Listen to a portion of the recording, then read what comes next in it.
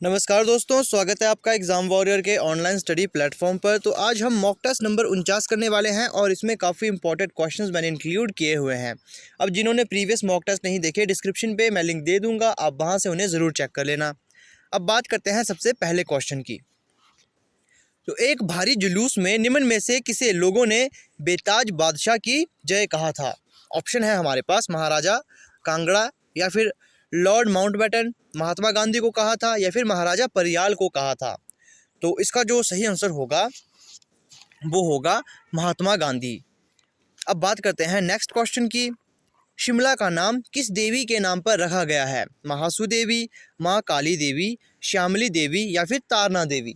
तो इसका जो सही आंसर होगा वो होगा श्यामली देवी। नेक्स्ट क्वेश्चन की बात करते हैं। कुशासन के कारण किस रियासत के राजा को 1879 में अंग्रेजों ने पद से हटा दिया था? ऑप्शन है हमारे पास ऑप्शन है पहला करमसेन जो कि मंडी के शासक थे, रुद्रसेन जो सुकेत के शासक थे, गोपाल सिंह जो चंपा के शासक थे, या फिर देवचंद जो दतारपुर के शासक थे। तो इसका जो सही आंसर होगा वो होगा रुद्रसेन, सुकेत के शासक। नेक्स्ट क्वेश्चन की बात करते हैं। महात्मा गांधी ने 1921 में अपनी पहली बार शिमला यात्रा के दौरान कहाँ ठहरे थे? तो पहला ऑप्शन है कैनेडी हाउस, दूसरा ऑप्शन है पीटर हॉफ हाउस, या फिर बानर्स कोट, या फिर शांति कुटीर। तो इसका जो सही आंसर होगा वो होगा शांति कुटीर। अब नेक्स्ट क्वेश्चन की बात करते हैं। तो नेक्स्ट क्वेश्चन है हमारे पास, चंबा जिले की भटियात बजीरी में किसानों का विद्रोह कब हुआ था? ऑप्शन ए 1895 में, 1865 में, 1860 में, या 1857 में। तो इसका जो सही आंसर होगा वो होगा 1895 में। 1895 ईस्वी में चंबा जिले के भटियात बजीरी में किसानों का विद्रोह हुआ था। नेक्स्ट क्वेश्चन की बात करते हैं। प्रजामंडल के पहले अध्यक्ष कौन थे? ऑप्शन है हमारे पास पद्मदेव, भागमल सोहठा, डॉक्टर वाई.एस. परमार, या फिर हरिचंद। तो इसका जो सही आंसर होगा वो होगा पद्मदेव। प्रजामंडल के पहले अध्यक्ष पद्मदेव थे। नेक्स्ट क्वेश्चन की बात करते हैं। कांग्रेस के संस्थापक ए.ओ. ह्यूम का आवास रहा रोथनी कैसल कहाँ स्थित है? छोटा शिमला के पास, जाखू मंदिर के रास्ते के पास, समर हिल के निकट, या फिर रिज मैदान में। तो इसका जो सही आंसर होगा वो होगा रिज मैदान में। तो नेक्स्ट क्वेश्चन है हमारे पास। शिमला स्थित भारतीय उच्च अध्ययन संस्थान को पहले किस नाम से जाना जाता था? ऑप्शन है हमारे पास वानर्स कोट, इलर्सली भवन, वाइस रीगल लॉज, या फिर पीटर ऑफ हाउस। तो इसका जो सही आंसर होगा वो होगा वाइस रीगल लॉज। अब नेक्स्ट क्वेश्चन की बात करते हैं। प्लासी का युद्ध किन दो पक्षों के बीच हुआ था? ऑप्शन है मीर कासिम एवं अंग्रेज के बीच में, सिराजुद्दौला एवं अंग्रेज के बीच में, शुजाउद्दौला एवं अंग्रेज के बीच में, या फिर मीर जाफर एवं सिराजुद्दौला के बीच में। तो इसका जो सही आंसर होगा वो होगा सिराजुद्दौला एवं अंग्रेज के बीच में प्लासी का युद्ध हुआ था। नेक्स्ट क्वेश्चन की बात करते हैं। बक्सर की लड़ाई में मीर कासिम का साथ किसने दिया था? ऑप्शन है हमारे पास शाह आलम द्वितीय ने, शुजाउद्दौला ने, मीर जाफर ने, या ए और बी दोनों ने। तो इसका जो सही आंसर होगा वो होगा ए और बी दोनों ने। मतलब बक्सर की लड़ाई में मीर कासिम का साथ शाह आलम द्वितीय ने भी दिया था और शुजाउद्दौला ने भी दिया था। नेक्स्ट क्वेश्चन की बात करते हैं। जेम्स प्रथम का राजदूत जो जहांगीर के दरबार में आया कौन था? ऑप्शन है पीटर मूडी, या फिर फादर थॉमस, रॉल्फ फिंच, या फिर सर टॉमस रे। तो इसका जो सही आंसर होगा वो होगा सर टॉमस रे, जो कि जेम्स प्रथम का राजदूत थे जो कि जहांगीर के दरबार में आए थे। नेक्स्ट क्वेश्चन है। कोलकाता नगर की नींव किसने रखी थी? रॉबर्ट क्लाइव ने, जॉब चार्नॉक ने, या फिर वॉरेन हेस्टिंग्स ने, लॉर्ड वेलेस्ली ने। तो इसका जो सही आंसर होगा वो होगा जॉब चार्नॉक ने।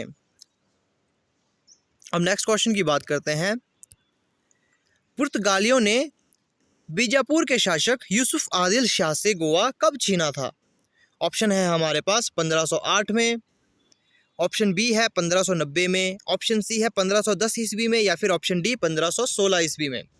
इसका जो सही आंसर होगा वो होगा 1510 ईस्वी में। अब नेक्स्ट क्वेश्चन की बात करते हैं। कौन विदेशी आक्रमणकारी भारत से कोहिनूर हीरा तथा मयूर सिंहासन उठा ले गया था? तो इसे आपने इंपॉर्टेंट क्वेश्चन में टिक कर लेना है। ऑप्शन है हमारे पास नादिर शाह, फिर दूसरा ऑप्शन है अहमद शाह अब्दाली, तीसरा ऑप्शन है जमान शाह, चौथा ऑप्शन है तैमूर लंग। इसका जो सही आंसर होगा वो होगा नादिर शाह। नेक्स्ट क्वेश्चन की बात करते हैं। भारत में आने वाले यूरोपीय व्यापारियों को क्रमबद्ध करें। जैसे ऑप्शन हमारे पास दिए गए हैं डच, पुर्तगाली, फ्रांसीसी, अंग्रेज। तो इन्हें हमने क्रमबद्ध करना है कि कौन पहले आया था। तो इसमें जो ऑप्शन डी हमारा ठीक हो जाएगा। पहले पुर्तगाली आए थे, उसके बाद आए डच, उसके बाद आए अंग्रेज और उसके बाद आए फ्रांसीसी। तो ये इसका सही क्रम होगा। अब नेक्स्ट क्वेश्चन की बात करते हैं। भारतीय संविधान किस दिन से पूर्णतः लागू हुआ था? ऑप्शन है हमारे पास 26 नवंबर 1950 को, 26 नवंबर 1949 को, 26 अगस्त 1950 को, 26 जनवरी 1950 को। तो इसका जो सही आंसर होगा वो होगा 26 जनवरी 1950 को भारतीय संविधान पूर्णतः लागू हो गया था। नेक्स्ट क्वेश्चन की बात करते हैं। भारत कब गणतंत्र बना? ये हम पहले कर चुके हैं, तो इसका हम सीधे आंसर दे देंगे जो कि होगा 26 जनवरी 1950 को। नेक्स्ट क्वेश्चन की बात करते हैं। भारतीय संविधान के किस भाग को उसकी आत्मा की संज्ञा दी गई है? मूल अधिकारों को, संवैधानिक उपचारों का अधिकार या प्रस्तावना का, या फिर संशोधन प्रक्रिया? तो किसे संविधान की आत्मा कहा गया है? तो इसका जो सही आंसर होगा वो होगा प्रस्तावना। नेक्स्ट क्वेश्चन की बात करते हैं। संविधान सभा ने राष्ट्रगान को कब स्वीकार किया? ऑप्शन है हमारे पास 24 जनवरी 1950 को, या फिर 26 जनवरी 1950 को, 15 अगस्त 1947 को, 22 जुलाई 1950 को। तो इसका जो सही आंसर होगा वो होगा 24 जनवरी 1950 को संविधान सभा ने राष्ट्रगान को स्वीकार किया। नेक्स्ट क्वेश्चन की बात करते हैं। भारतीय नागरिकों को मूल अधिकारों की संख्या कितनी है? तो भारतीय नागरिकों को प्राप्त मूल अधिकारों की संख्या कितनी है? क्या वो 5 है, 6 है, 7 है या 8 है? ये सभी को पता होगा। इसका जो सही आंसर होगा वो होगा 6। नेक्स्ट क्वेश्चन की बात करते हैं। संपत्ति के अधिकार को किस संविधान संशोधन के द्वारा हटा दिया गया? 44वें संशोधन के द्वारा, 46वें संशोधन के द्वारा, 42वें संशोधन के द्वारा, या फिर 52वें संशोधन के द्वारा? इसका जो सही आंसर होगा वो होगा 44वें संशोधन के द्वारा संपत्ति के अधिकार को हटा दिया गया था। मूल अधिकारों का रक्षक किसे कहा जाता है? ये भी मोस्ट इंपॉर्टेंट क्वेश्चन है। ऑप्शन है हमारे पास सर्वोच्च न्यायालय, उच्च न्यायालय, या फिर ए और बी दोनों, या फिर संसद। इसका जो सही आंसर होगा, जो मूल अधिकारों का रक्षक कहा जाता है वो सर्वोच्च न्यायालय को और उच्च न्यायालय दोनों को कहा जाता है। अब नेक्स्ट क्वेश्चन की बात करते हैं। तो यहाँ क्वेश्चन है कि निम्नलिखित में से विश्व की सबसे बड़ी झील कौन सी है? कैस्पियन सागर, अरल सागर, सुपीरियर झील, या फिर विक्टोरिया न्याजा? तो इसका जो सही आंसर होगा वो होगा कैस्पियन सागर विश्व की सबसे बड़ी झील है। अगर सिर्फ झील आए तो ये विश्व की सबसे बड़ी झील है। लेकिन अगर आपके पास ये पूछ लिया जाए कि विश्व की सबसे बड़ी मीठे जल की झील कौन सी है, तो आपके पास आंसर क्या होगा? तो पहला ऑप्शन है हमारे पास विक्टोरिया झील, सुपीरियर, बेकाल, या फिर मिशिगन। इसका जो सही आंसर होगा वो होगा सुपीरियर लेक जो है वो विश्व की सबसे बड़ी मीठे जल की झील है। नेक्स्ट क्वेश्चन की बात करते हैं। कौन सी विश्व की सर्वाधिक गहरी झील है? टिटिकाका, विक्टोरिया, बेकाल, या मृत सागर? इसका जो सही आंसर होगा वो होगा बेकाल। नेक्स्ट क्वेश्चन की बात करते हैं। विश्व की सर्वाधिक लवणीय झील कौन सी है? ऑप्शन है हमारे पास कैस्पियन सागर, अरल सागर, वॉन झील, या मृत सागर? जो विश्व की सर्वाधिक लवणीय झील है वो है वॉन झील। नेक्स्ट क्वेश्चन की बात करते हैं। समुद्र तल से सर्वाधिक नीची झील कौन सी है? तो यहाँ नीचे की बात कही गई है समुद्र तल से, तो ऑप्शन है हमारे पास अरल सागर, कैस्पियन सागर, बेकाल, या मृत सागर? तो इसका जो सही आंसर होगा वो होगा मृत सागर। तो ये थे कुछ इंपॉर्टेंट क्वेश्चंस आज की वीडियो के। आई होप आपको वीडियो अच्छी लगी होगी। अगर कोई लगता है कि कोई क्वेश्चन मैंने गलत करवाया हुआ है तो कमेंट करके आप मुझे ज़रूर बताइए ताकि मैं अपनी गलती को सुधार सकूं। लेकिन कोशिश यही की जाती है कि मेरे द्वारा आपको मैं 100% सही क्वेश्चन ही करवाऊं। लेकिन बहुत से क्वेश्चन इंक्लूड होने की वजह से कई बार गलती से हो जाता है। 100 में से आप 1% मानकर चल सकते हो कि 1% गलती हो सकती है। बाकी मैं अपनी ओर से पूरी यही कोशिश करता हूँ कि मैं गलती ना करूँ।